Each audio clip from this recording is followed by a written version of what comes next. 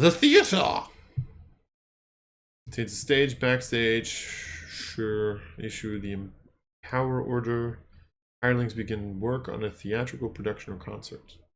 Rehearsals and other preparations takes 14 days, followed by at least 7 days of performances. So 21 days. Performances can continue indefinitely until a new production gets underway. Oh.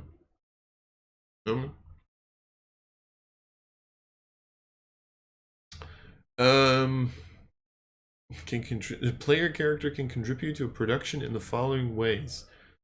The character can compose music or write a script for a concert or production. It hasn't started rehearsals yet. Character who remains in the Bastion for the entirety of the production can serve as the concert's conductor or production's director. A character who remains in the Bastion for the entirety of the rehearsal period can be a star performer in one or more of the performances. One of the theater's hirelings can serve as an understudy.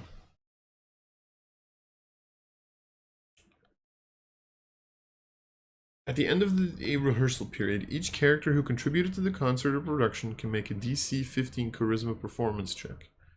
If more of these checks succeed than fail, you and any other character who contributed to the concert or production gain a theater die, a D6. This die increases to a D8 when you reach 13, D10 when you reach 17. At any point after the rehearsal ends, a character can expend their theater die to roll it at the number rolled to one ability check, attack roll, or saving throw they made.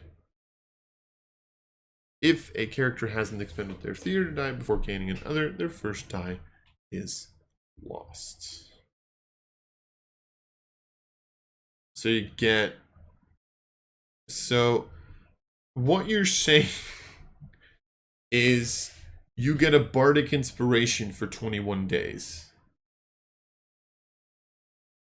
And a performance check that you made. Not only that, a performance check that a bunch of you made. Which, by the way, you're saying you have 4 hirelings, but you're not giving us stats for these hirelings. So does that mean that they don't have to roll the performance check? Or is there some sort of a number that they should be rolling? You see where I'm going with this? Like, that is so... It's such a cool idea. You put up a play. But first of all, that doesn't feel like something that should be You're literally saying you can technically have a theater and a teleportation. Well, no, a theater and teleportation circle makes sense, but like a theater and a smithy in the same building. So like what? They first come to a show and then, or like you make the metal plates for the background in your smith. I don't know. I mean, to be fair, you can probably explain everything away at some point, but like, so like what? You get 1 theater die, a D6 for 21 days. Not even for every check, or not even like a number equal to your proficiency bonus, or equal to half your level rounded down so that you can use this for a longer period of time and you have like a couple of free rolls that you can add to stuff. No. 1. 1. For 21 days.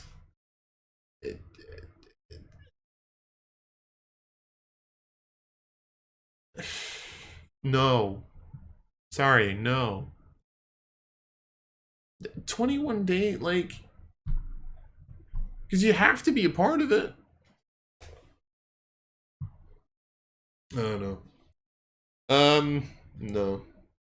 It's cool from a story perspective, it's cool. But from a mechanical perspective, I don't think this is worth it, honestly. And some people are probably going to make the argument, oh, but it's downtime. You can do whatever the hell you want. Buy yourself a decent magic item in your downtime. God, you'll get something like this at some point. Get more value out of that in the end. Training area. Let's be honest, and just going back to this, let's be honest. If you had a consumable that gave you a bardic inspiration die, I don't know what rarity it would be, but I'm pretty sure it's not like rare or very rare. I think we'd be looking at uncommon. maybe even common. Because I don't even know if you'd want that over a healing potion. Depending on how long the Bardic Inspiration die lasts, I guess. If it lasts indefinitely, it's probably better, but like, you know, it's a one-time use. And you can only have one at the same time, so. Anyway, training area. Expertise in the skill, fighting cells, sure. Bastion can have more than one training area. Training area might be an open courtyard, gymnasium, music dance hall. Call of trap and hazards. Might contain inanimate targets. Added mats. One of the facility's hirelings is an expert trainer. Other service training partners, sure. When a training area becomes part of your bastion, choose one trainer from the expert trainers table. When you issue the Empower order to this facility, the facility's hirelings conduct training exercise for the next 7 days. Any character who trains her for at least 8 hours on each of those days gains a benefit at the end of the training period. Benefits last for 7 days, of course. Battle experts take damage from an attack made with an unarmed strike or weapon. Reduces damage by a d4. Once per turn. That's pretty decent. Doesn't even require a reaction. That's pretty good. You gain proficiency in acrobatics, athletics, performance, sleight of hand, or stealth. One of them. Sure. Proficiency with one musical instrument or tool. That's decent. I mean, both of these are decent. When you use an unarmed strike to damage a target, you deal an additional 1d4 bludgeoning damage on a hit. Sure, that's decent. Choose a type of simpler martial weapon, such as spear or longbow. If you're proficient with the weapon, you gain proficiency with it for the next 7 days. If you already have the proficiency with the weapon, you gain its mastery property for the next 7 days. Which means this document is technically unusable with the 2014 Player's Handbook because mastery wasn't a thing yet. Anyway. Yeah, I mean...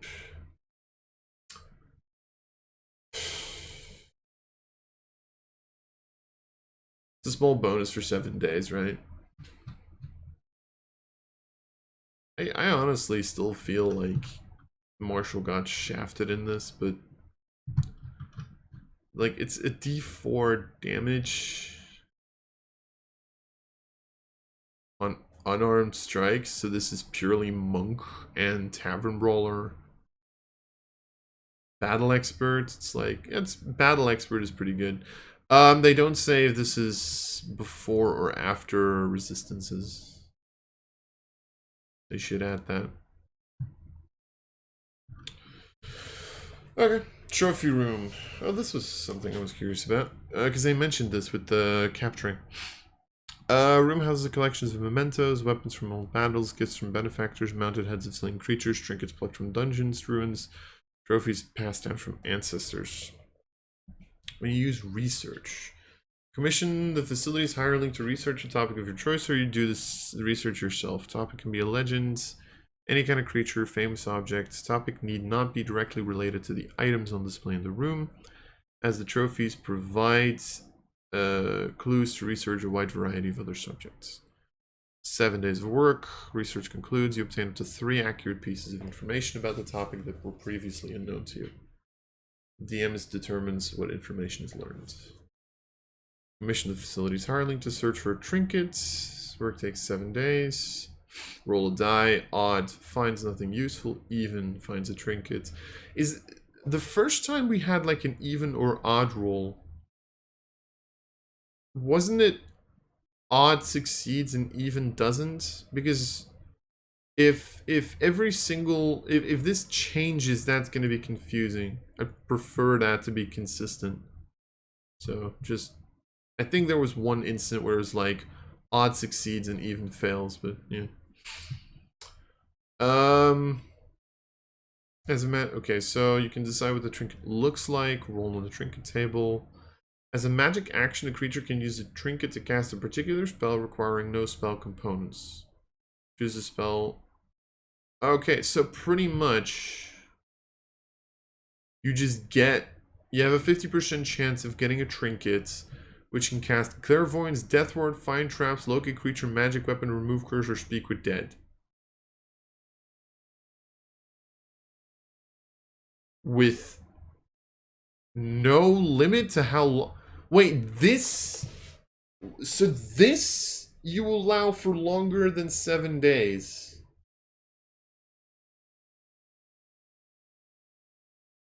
This is okay for longer than 7 days. Healing Word needs to be done in the next 7 days, but no, sure, let's cast Death Ward. Just, you can cast Death Ward. Not only that, by the way, it doesn't say you can only have one trinket.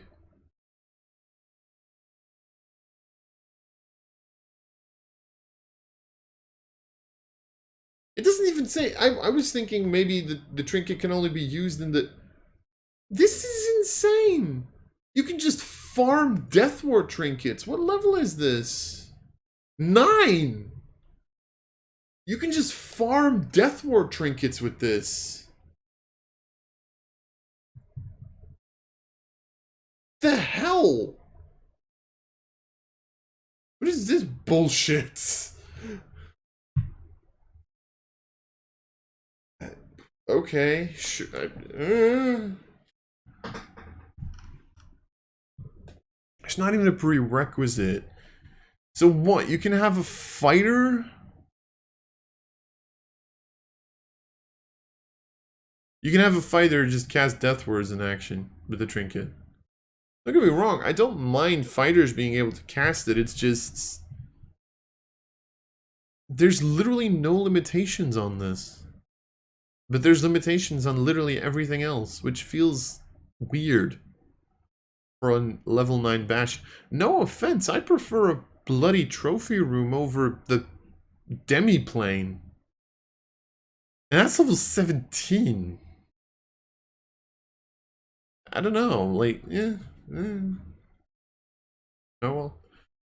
War Room, level 17. Oh boy, here we go. Fighting style or armed defense style. Fast, you blow recruits. War Room is where you plan military actions in consultation with an inner circle of loyal lieutenants. Each one a battle-hardened veteran, whose alignment matches yours. You start with 2 lieutenants, but you can add more as described below. If your bastion lacks facilities to house your lieutenants, they secure accommodations in the inner settlement closest to your bastion. Lieutenants don't count as bastion defenders, but if your bastion is attacked, each lieutenant housed in your bastion reduces by 1 the number of dice you roll to determine how many bastion defenders are lost in the attack. The war room contains war memorabilia plus a large table surrounded by enough chairs for you and your lieutenants. When you choose to recruit or order to this facility, choose one of the following. Oh boy.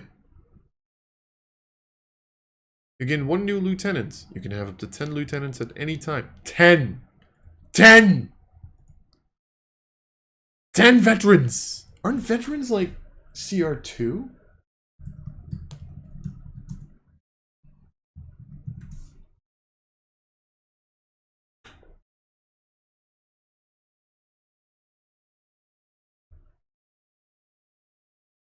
CR3! Wow. Okay.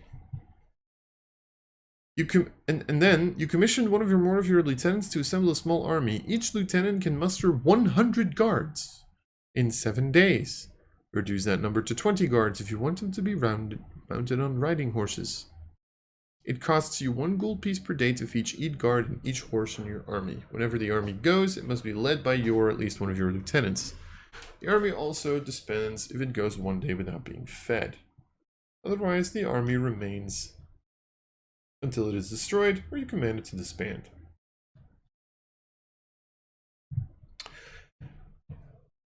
I want you, Wizards of the Coast, to tell me something. How the fuck is a new DM... To be fair, a new DM should not be running a game at level 17. That's true. How the fuck are you planning on having someone run 100 guards? I mean, at that point, I'd go with the minion rules, right? Like, isn't that how you do it at that point? To be fair, guards at that, like, guards have, like, what, 10 hit points? If even that? God, that's funny. So, the reason for people wondering why I'm so upset about this one, it's not because I don't like this. It's not because I think that veterans are going to break the game at level 17, right? Like... At level 17, like, a veteran has what? 58 hit points. Your wizard can have 8 constitution and probably still has higher HP than your veteran, I think. Like, what do you have? 5 and then 16 levels of 348? Oh, no, no, you need to be a wizard or a sorcerer with -1 constitution to have less health than the veteran. Like, you know, they have higher AC, but who cares? You know, like, they make 2 attacks. Makes 2 longsword attacks and a short, so it can make 3 attacks. Like, don't get me wrong, veterans are good, right? Like, they're CR3 creatures. They have 3 attacks, 17 AC, 58 hit points. This is not a bad creature. At level 17, these things get one-shot by a dragon. It's like, you know, not that big of a ridiculous deal. It's just the fact that, like, this is infinitely better than, hey, what was it? This feels like infinitely better to, oh, you get temporary hit points for 7 days. Oh, no, sorry, that's not true. No. You have runes that can give you temporary hit points. They don't last for 7 days because temporary hit points go away after your next long rest, which means you need to use these temporary hit points in the 24 hours after you have slept at your bastion, or they're flipping useless. All I'm saying, if I get a pick, I think I go War Room over a demi-plane, even though a demi-plane sounds way cooler. Anyway, now that we've had that, workshop. Oh, the last bastion, God. Expertise in a skill, sure. Created space where all manner of useful items can be crafted. Spending an entire short rest in your workshop, gain heroic advantage.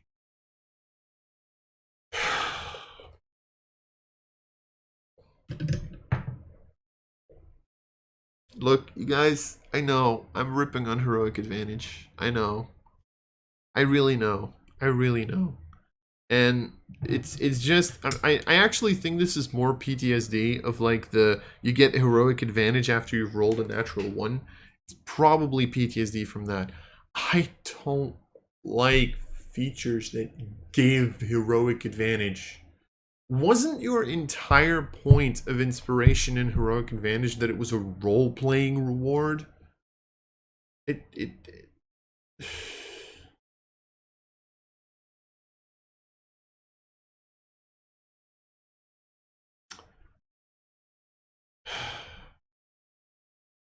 doesn't matter. Anyway.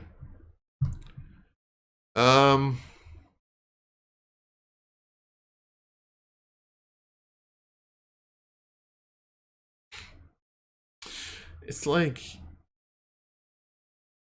you can get it every single time you finish a short rest in your workshop, and then you can get it again if you get a long rest. Like, I don't know, man. When you issue the craft order to this facility, you commission the facility's hirelings to craft 1 tiny non-magical object that can be made using carpenter's tools, cobbler's tools. Sure, okay. Sure. So you can make something.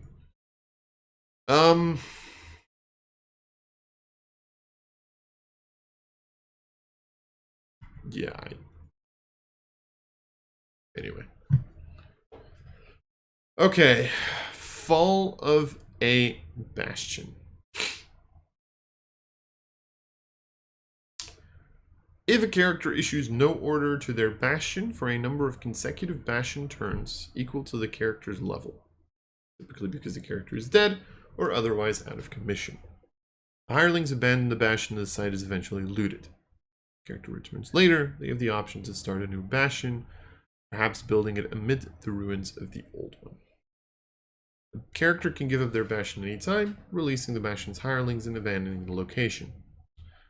The divested Bastion is quickly vacated, eventually looted, and might even be burned to the ground. The character has the option of starting a new Bastion elsewhere. In either case, the player can work with the DM to establish a new Bastion and determine how it comes into being. Use the special facility acquisition table to determine how many special facilities come with it. New Bastion also starts with 2 basic facilities. 1 cramped and 1 roomy. So, yeah, okay, so you don't really lose anything. You can just start a Bastion. I'll save my opinions for after this. Because I actually do want to go through the events first. At the end of any Bastion turn in which a character issues the maintain order to their Bastion, the DM rolls once on the Bastion events table. If an event occurs... Okay, hold on. Yeah, okay. If an event occurs, the DM reads the event, aloud to the player whose character controls that Bastion. The event is resolved immediately with the player and DM working together to expand story details as needed. Bastion events occur only when a Bastion is operating under the maintain order, which often means that the Bastion's owner is not present in the Bastion at the time. That means these events can be opportunities for the player to take on the role of the Bastion's hirelings and roleplay their reaction to these events. The DM can even decide to turn a Bastion event into a sort of cutscene where each player takes on the role of one of the Bastion's hirelings under the guidance of the player whose character owns the Bastion. So you get, like, imagine, like, you know, you have the main movie, but you kind of like take a small side scroll to like something that happens. Okay. So pretty much the idea is you have a 45% chance that nothing happens, you have a 5% chance on an attack, and then 11 to 20 is special stuff. Okay. The events from the Bastion events table are detailed here in alphabetical order. A hostile force attacks your Bastion, but is defeated. Roll 6d6. For each die that rolls a 1, one Bastion defender dies.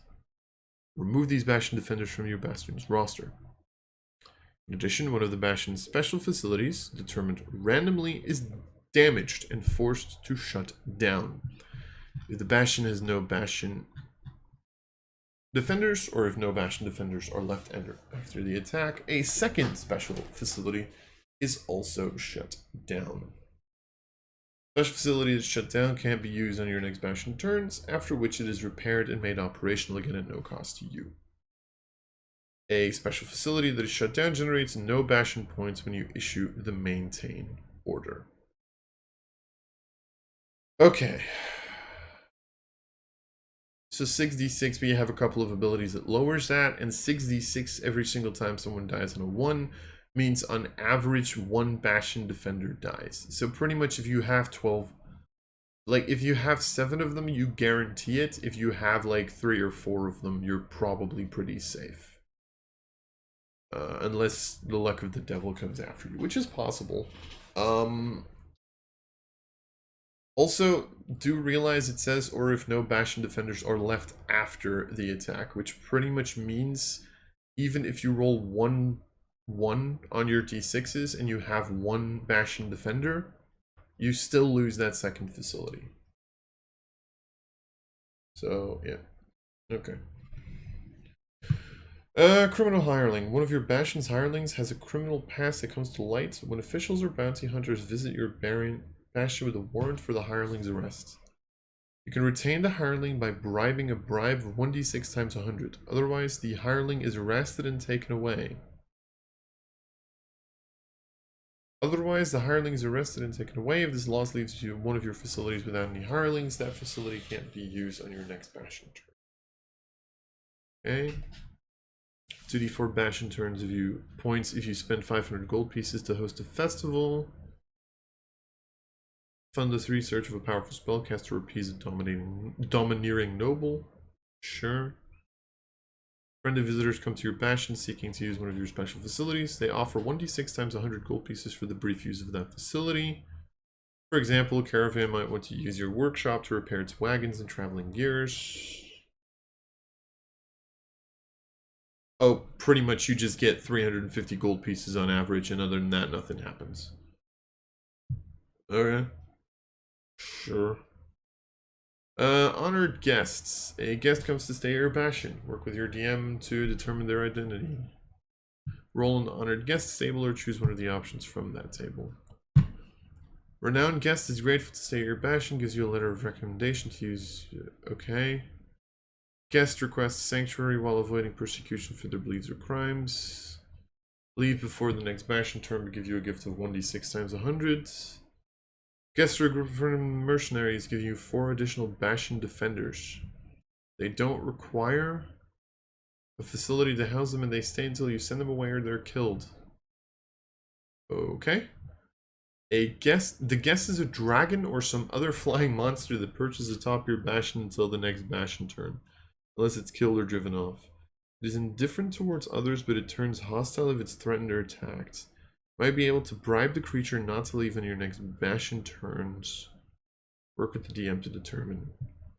You get a dragon. Okay, sure. The last time I did that, that went so well. Lost hirelings. One of your bastion's special facilities loses its hirelings. Cause of their departure is up to you. Facility can't be used on your next bastion turn, but the hirelings are replaced at no costs. Your hirelings accidentally discover or create an uncommon magic item of your choice. Can't be a suit of armor, a shield, or a weapon, and its magic is temporary. Its properties start to function when you claim the item and lasts until the start of your next bastion turn, after which the magic item turns to dust. See, this is what I'm talking about. I feel like a lot of those 7 days should be your next bastion turn. Because they do it here too, constantly.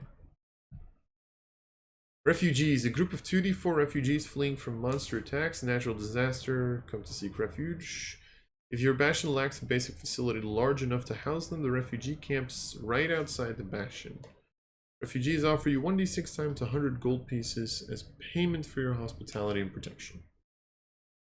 They stay until you find them a new home or a hostile force attacks your bastion. Okay. Request for aid. Your bastion is called on to help a local leader. Perhaps there's a search for a missing person. Choose to help, you must dispatch 1 or more bastion defenders. Roll a d6 for each bastion defender you send. These die rolls total 10 or higher, the problem is solved. And if you earn a reward of 1d6 times 100. Die rolls total less than 10, problem still solved. Reward is halved. One of your bastion defenders is killed. Okay.